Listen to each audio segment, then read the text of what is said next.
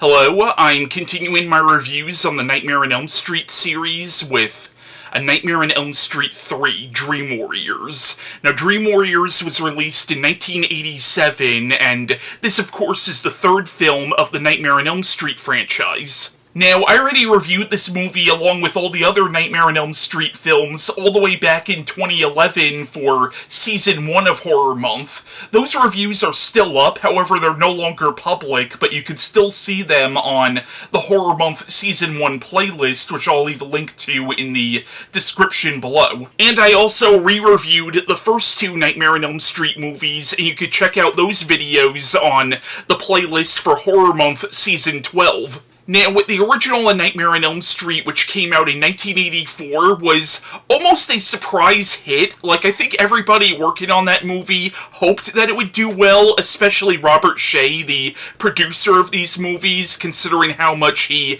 invested in that film. But I don't think anybody was expecting it to be as massive of a hit as it was. Now, Wes Craven had no intention of there ever being sequels. He wanted A Nightmare on Elm Street to be a standalone film, but of course the film did get a sequel a year later, A Nightmare on Elm Street Part 2, Freddy's Revenge. Now, A Nightmare on Elm Street 2 did well financially, and that film did develop its audience over the years, but at the time it was considered to be a disappointment among fans and critics, because it took the story in a wildly different direction. So for the third movie, they wanted to do a more proper follow-up to Wes Craven's original. So this movie, for all intents and purposes, kind of ignores the second movie, although there's really nothing in this movie that necessarily contradicts the events of the second one. I mean, Nightmare 2 is supposed to take place 5 years after the events of the first one, and this one is taking place 6 years later, which in the timeline would set this only a year after Nightmare 2, and when we see the house that Nancy lived in the first movie, it's all dilapidated, and I don't see a house getting that decayed if it's only abandoned for about a year. But at the same time, you know what, I've seen worse continuity errors in movies, so in my eyes, Nightmare 2 is still canon. So for this movie, they brought back series creator Wes Craven, who co-wrote the original script with Bruce Wagner, who would go on to become a well-known author, and he would also go on to write the David Cronenberg movie, Maps to the Stars. Now, from what I understand, Craven and Wagner's original script was much darker than the movie we ended up getting. Apparently, it was much darker than the original film, and much darker than New Line was willing to go with. So they brought in Chuck Russell and Frank Darabont to rewrite the script and add a little humor and levity, and they're the ones who are really responsible for Freddy taking on sort of a dark sense of humor. Now, Chuck Russell also directed the movie, and he would go on to direct the 1988 remake of The Blob, The Mask, which is probably his most famous movie, Eraser, and The Scorpion King, and ironically, before this movie, he actually co-wrote Dreamscape. Dreamscape was a movie that came out the same year as the original A Nightmare on Elm Street, and it had a very similar premise. Now, the other co-writer of this movie, Frank Darabont, he also co-wrote The Blob with Chuck Russell, and he also co-wrote The Fly 2, and he wrote a few episodes of Tales from the Crypt. But he's perhaps most famous for the movies he directed, namely his Stephen King adaptations. He would go on to write and direct The Shawshank Redemption, The Green Mile, and The Mist. And he was the original showrunner for The Walking Dead. So this movie has an interesting pedigree behind it. You had a lot of people working on this film who would go on to become big names in the industry. Now, Dream Warriors is considered by many to be the best of the Nightmare on Elm Street sequels. I've even heard some people call it the best in the whole franchise. I wouldn't necessarily go that far, but I would say, yeah, this probably is the best of all the Nightmare on Elm Street sequels. Now, I've heard that this was intended to be the final film, like it was meant to be sort of a trilogy, and this would have wrapped up the trilogy, and this would have been a hell of a way to end it. And the movie does a great job at taking what was established in the first movie and really expanding upon it, and also really expanding on the mythology and bringing new ideas to the table. And the movie does a great job at maintaining the dark and creepy tone of the first movie, but also adding some humor to the film, but the humor does not distract from the horror or the drama. There actually is some good character drama in this movie, and I will say in general, even though there are some plot holes in the film, I will say in general this is probably a lot smarter than what you might be expecting for the third film of a slasher franchise. Now, the plot of A Nightmare on Elm Street 3 is we follow this teenage girl named Kristen Parker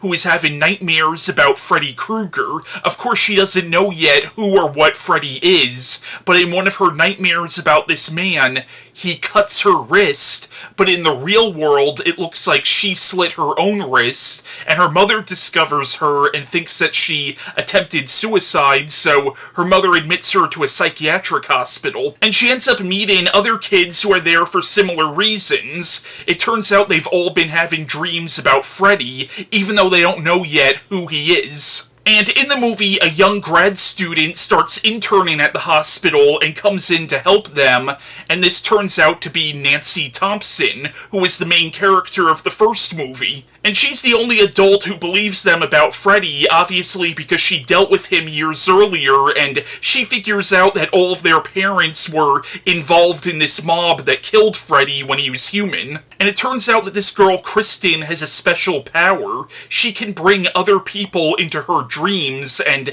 Nancy figures that they can use this somehow, and they all end up in the same dream together, and they realize that they all have special powers in the dream world that they can use to finally fight back against Freddy. Meanwhile, this psychiatrist who works at the hospital named Neil Gordon is being visited by this mysterious nun who may know the secret on how to destroy Krueger once and for all. Now in the movie, Robert Englund, of course, reprises his role as Freddy Krueger, and he's great in the movie. Now, like I said, this is really where the character's dark humor started, where he would tell a joke whenever he would kill people, and that is kind of what led to the downfall of the series, but it does work in this movie, because in this movie, whenever he would tell a joke or get somewhat comedic, it's actually him turning his victims' personality or hopes and dreams or personal pain against them. And in this movie, Freddy has a lot more personality than he does in the first two movies, and that does somewhat take away from the scariness of the character. At the same time, if this were the final film, I think that would have worked. And then again, his personality is one of the things that makes Freddy stand apart from so many other horror movie villains. Now, in the film, Kristen is played by Patricia Arquette, who gives an outstanding performance. This was one of her first movies, and it's in this movie where you could definitely see why she would become such a big star. And Kristen is a very likable and very sympathetic character. In the movie, Heather Langenkamp reprises her role as Nancy Thompson, and she, of course, is great in the movie, and it's great seeing this character again, and seeing a more mature Nancy. Now, I first saw this movie when I was 12, and I had already seen the first two movies at this point. Now, keep in mind, at that age, I didn't really pay attention to the opening credits, and I didn't really pay attention to the names of the actors or actresses, so I didn't know that Nancy was going to be coming back in this one, so when I saw that she was back, I was legitimately pretty excited. But keep in mind, I've always had a thing for Nancy. I've always had kind of a thing for Heather Langenkamp. Don't judge me. I really liked Nancy and Kristen's relationship in the movie, and I thought Heather Langenkamp and Patricia Arquette actually had really good chemistry with each other. We also have John Saxon reprising his role as Donald Thompson from the first movie, and in this movie you see that he's basically descended into alcoholism following the events of the first movie. But it's great seeing him again. In the movie, Craig Wasson plays Dr. Neil Gordon, and Neil Gordon is actually a really underrated character, and is kind of the unsung hero of the movie because he's actually the one who ends up killing Freddy in the end. You also have Laurence Fishburne credited as Larry Fishburne as the character of Max, who is one of the orderlies at the hospital, and Max is actually a really awesome character, and you could tell he really does care about these kids. Now, I do wonder if the reason this character stands out so much is because he's played by Laurence Fishburne. I really wish he was in the movie more, but I understand this was before Laurence Fishburne really became famous. You also have Priscilla Pointer as Dr. Sims, who is kind of the film's secondary antagonist. Even though she's not really an evil person, the thing with her is she doesn't really listen to the kids the way she should be, and she's kind of like condescending towards them. But as I've gotten older, I've come to understand this character a little bit more and understand her point of view a little bit more, because if you think about it, this is how any rational person would be acting in this situation. Of course, she's not going to be believing these kids when they're talking about a supernatural being trying to kill them in their dreams. In the movie, Nan Martin plays the character of Sister Mary Helena, who is the nun who keeps visiting Neil throughout the movie, and this is a massive spoiler, but by the end of the film we realize that she's a ghost, and she's actually the ghost of Amanda Kruger, who was Freddy Krueger's mother when he was human. And her backstory, which basically leads into Freddy's backstory, is actually really, really dark and really fucked up. You also have Ken Sagoes as Roland Kincaid. Now, Kincaid is probably my favorite character in the movie. Kincaid is absolutely hilarious, and I've always kind of related to him in the sense that, okay, I'm gonna get very personal right now, but I grew up having a lot of anger issues, so I kind of related to him in that regard, considering he definitely has issues with anger, and a lot of his outbursts against the doctors at the hospital. Let's just say in middle school, I was a bit of a pain in the ass to a lot of teachers. And his line, "Fuck you, you sit down," I may or may not have used that once or twice in middle school. You also have Rodney Eastman as Joey, and we have Jennifer Rubin as Taryn, who is a really tragic character. We learn that she was a former drug addict. You also have Ira Heiden as Will, who's also a really sympathetic character. He's in a wheelchair, and it's actually a really touching moment when they're in the dream, and he stands up talking about how in his dreams he can walk. You have Bradley Gregg as Philip. You also have Penelope Sudrow as Jennifer, who, spoiler, has probably the film's most iconic death scene. You also have rather odd cameo appearances from Dick Cavett and Zsa Zsa Gabor playing themselves on the TV in Jennifer's dream. Jack Shea plays a minister during a funeral at the end of the movie, and the reason I want to point this out is that same actor also played a priest in the first movie, and I'm wondering if it's supposed to be the same character. If so, that's a really nice bit of continuity between this and the first one. But yeah, Nightmare 3 is a great sequel, and it touches on a lot of really interesting themes like teen suicide, drug use, trauma, mental illness. It just sort of uses Freddy as sort of an allegory for all that. And that's why I think the Nightmare on Elm Street series, at least these earlier films, were a lot more sophisticated and cerebral than your typical slasher films. And so many people have these perceptions of the slasher genre being immature or being filled with stock throwaway characters, and to be fair, a lot of slasher films are like that, but again, these earlier Nightmare on Elm Street films, especially this one,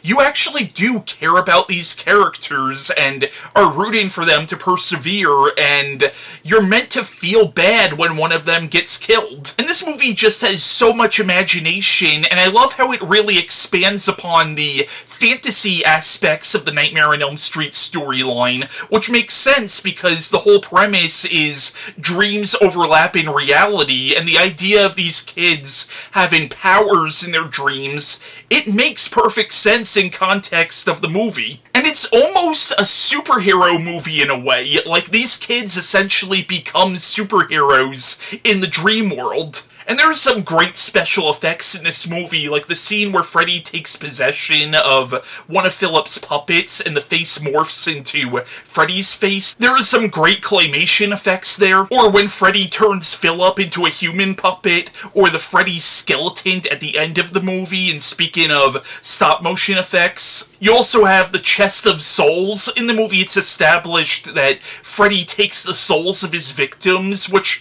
was kind of established in the first movie where you saw Tina's ghost, but here you see the faces of all of his victims on his chest, and it is so freaking creepy, and it's some great effects work too. And the whole movie has this punk/glam rock aesthetic, and almost feels like a music video, and I mean that in a good way. Now, I'll admit, I'm not too familiar with Dokken outside of their 2 songs that appear on the soundtrack for this movie, but Dream Warriors is an amazing song, and the music video for that song is freaking hilarious, where Dokken is fighting Freddy with their music. Now, it's not a perfect movie. There are some plot holes or things that don't exactly add up in the movie. How exactly does Nancy know that these kids are the children of the people who killed Freddy, considering that the people who killed Freddy did cover it up, and that wasn't exactly public knowledge? I mean, granted, Nancy's parents were also part of the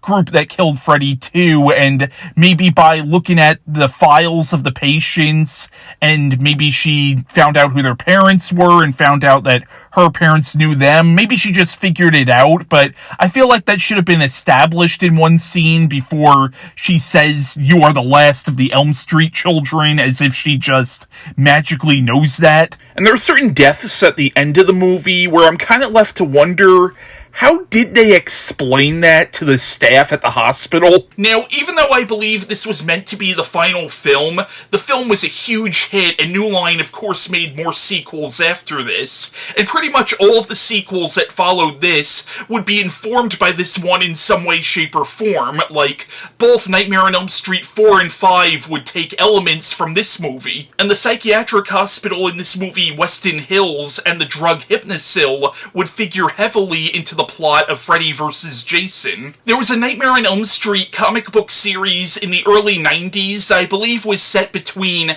Nightmare on Elm Street 5 and Freddy's Dead, and characters from this movie do show up in that comic book series. Characters from this movie also show up in the Freddy vs. Jason vs. Ash comics, but whether you count either of those comics as actually being canon, that's kinda up to you, I think. Now, apparently the creator of the show Riverdale was a huge fan of this movie, and a cover of the song Dream Warriors was used in an episode of that show. Now, back in 2018, me and some friends of mine did a retrospective on the Nightmare on Elm Street franchise, and I want to cut to the segment of that video where we talked about Dream Warriors. Keep in mind, some of the same information that I talked about in this part of the video, I also talked about in that video too, and there are some spoilers in our discussion.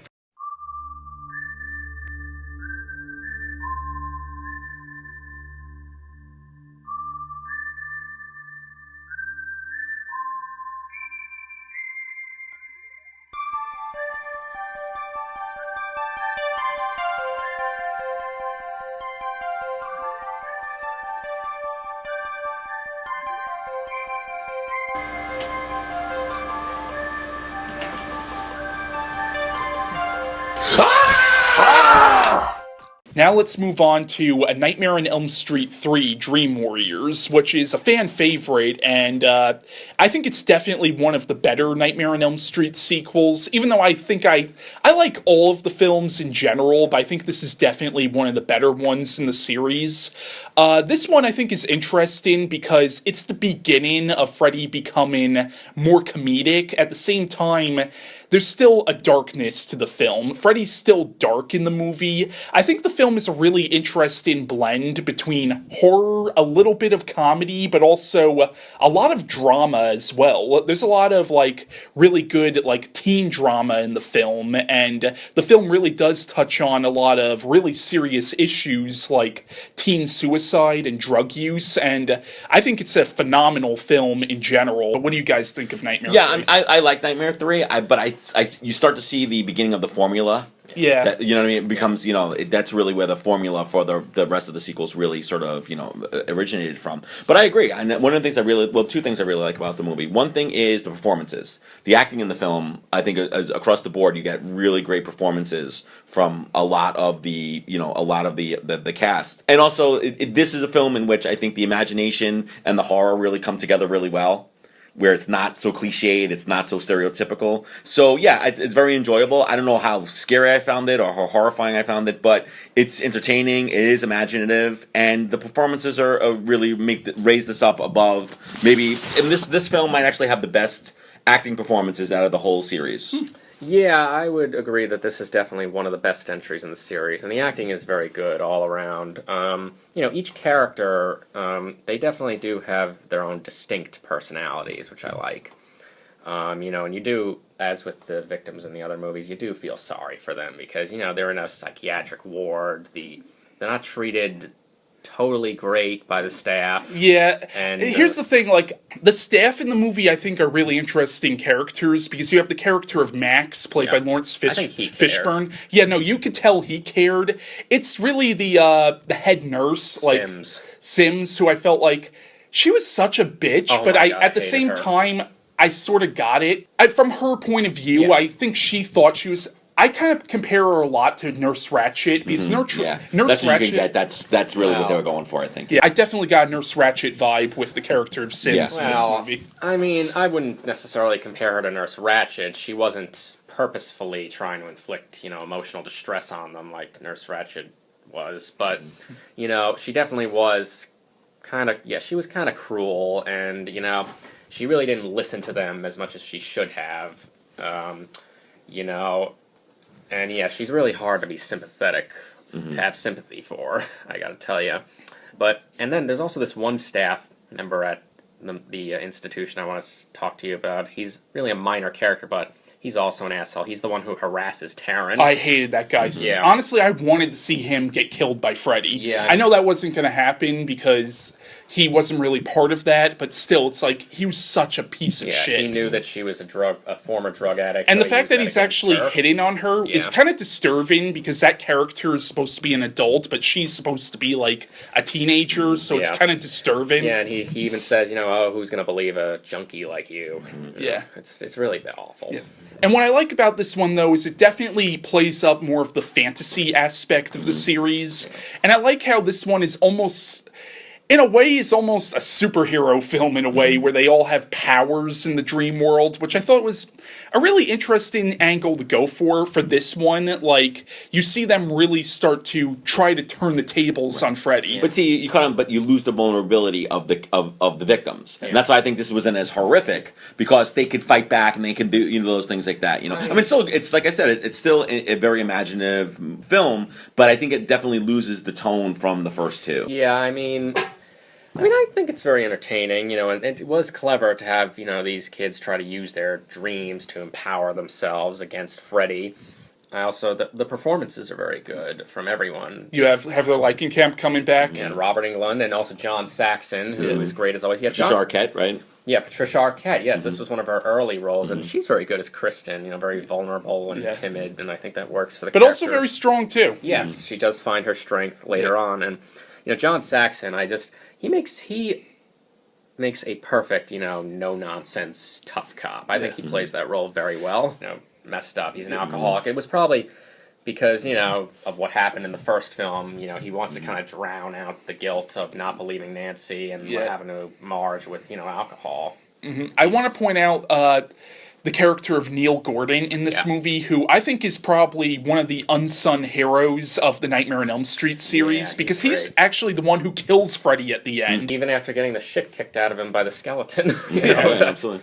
which was definitely a Ray Harryhausen tribute there. Yeah, I mean, the effect, I mean, it's pretty good, although... The effects in the film are good. Like, I thought one of the dated, most... Yeah, a little dated, that's true. But one of the... You see, I hate the term dated, because it's like saying, oh, how dare this movie that came out in the 80s doesn't have effects in it. No, it's I don't mean it like that. Yeah, I think it's more like thinking about the technology there. It was kind of like, but for its time, it was for its time, it was actually cutting edge. But like the one part where like Freddy's fingers become like the syringes. Yeah, that was like that's like a horrifying effect. That scene where with Terrence's death, I especially like because he's in her head, so obviously he knows about her past, so he's able to recreate, that seedy kind of absolutely. that she obviously used to go to. That's a great point. I just love when he says, "Welcome home, Terrence." Mm-hmm. Yeah, Welcome home, Terrence. That's a great line because this is your home. You were a drug addict, so welcome back. I also like how they really establish more Freddy's backstory in this, where you find out that he was the son of a nun who was raped after being accidentally locked up in the mental hospital, and I thought that was really interesting, introducing some of Freddy's backstory, but I don't think they did it enough where it ruins the mystique of the character either. Yeah, I agree. I think that's a good point. And what do you think of the character of Amanda Kruger, because you see her ghost in the movie and stuff? Right. Yeah, I mean that would have made a interesting more backstory on her. But no, she was great in the film. I thought that another great performance. Was the movie originally? Was there a different concept for the film originally? Yeah, Wes Craven and I believe Bruce Wagner, they had written a different draft than the one that was used for the final cut, and I believe it was supposed to have been even darker. Okay. The characters were a little different from what they were in the final cut. Yeah, it was actually Chuck Russell and Frank Darabont's idea to really introduce some of the humor in that. And what's funny is not in the Never Sleep Again documentary, but on one of the documentaries on the old DVD set that came out in 1999, they interview Chuck Russell and Frank Darabont, and they actually kind of apologize. They're like, yeah, we're kind of responsible for the goofy Freddy. Oh, wow. Okay. Yeah. Yeah, I mean, this movie is definitely where Freddy's personality definitely starts to appear, which I do think the personality kind of took away from the character. Definitely took away from the mystique of the character and the scariness of the character, but despite that, I still think it's a great installment to the series. I mean, this one did have its humor and somewhat silly moments, but ultimately I think there was a healthy balance in this one. Yeah, I agree. I think that's a good point. Horror.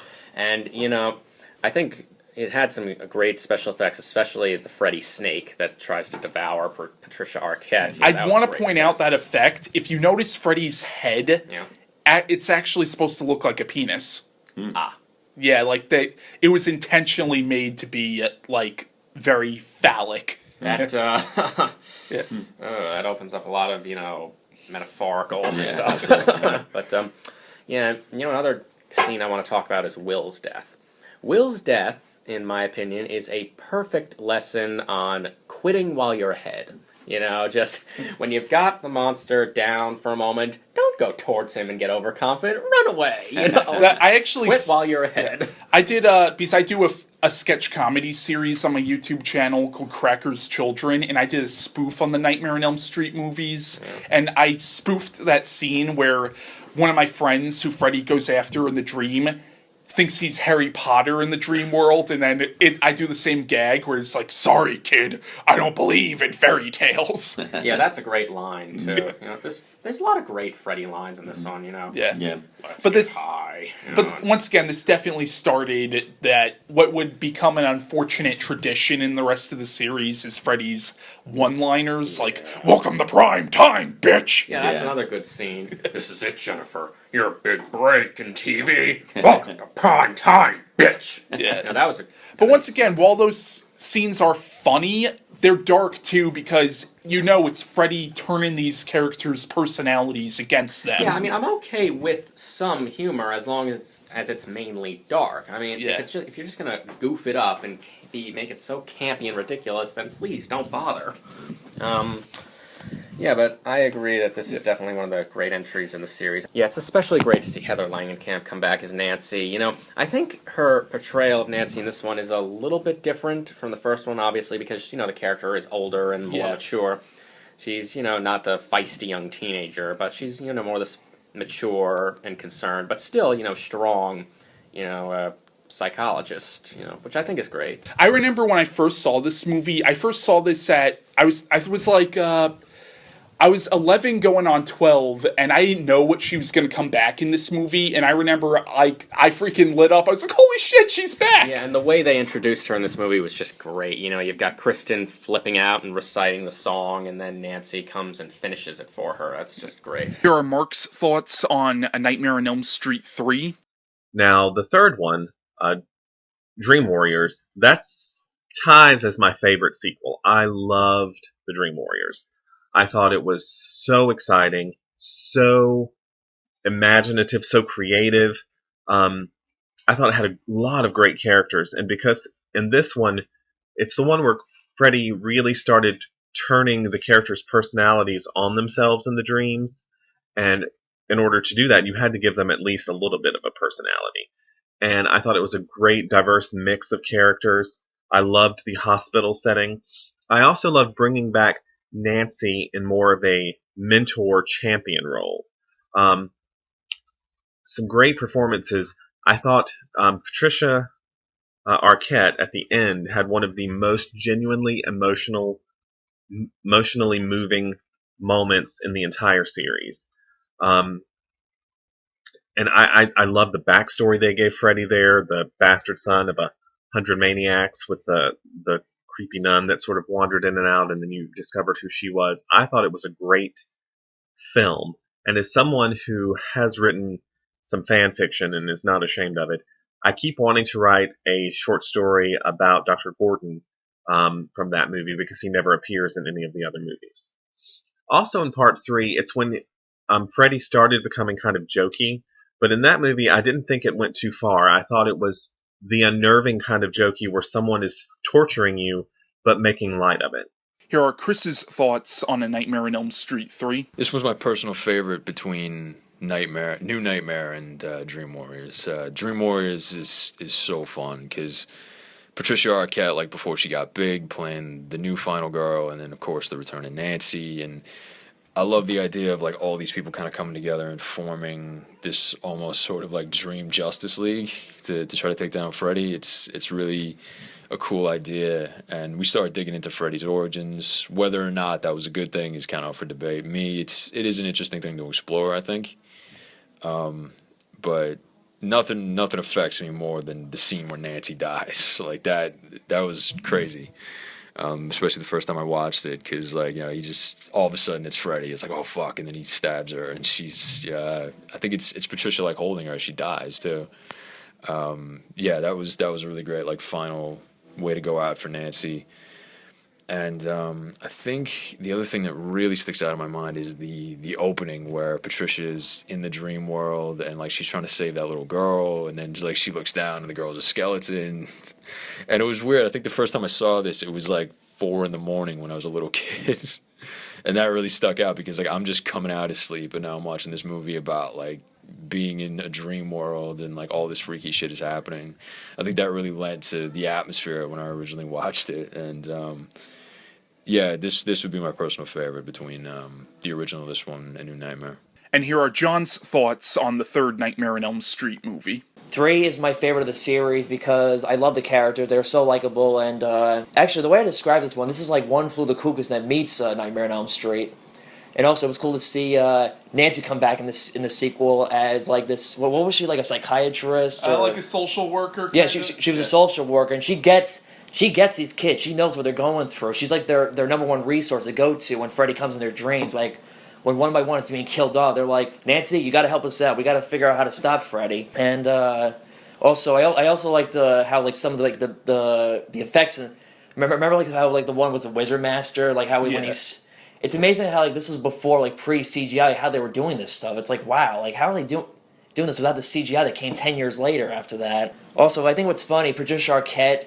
Her and Johnny Depp were both starred in Nightmare on Elm Street films and would go on to become big stars. Then after that, they did Ed Wood together, and when the scene when they're on a date, realize they have so much in common. I make a joke of that scene we were both in Nightmare on Elm Street. And it makes you wonder, how come they never ended up together in real life? So yeah, I hope you enjoyed that, and my next movie review will be on A Nightmare on Elm Street 4, The Dream Master.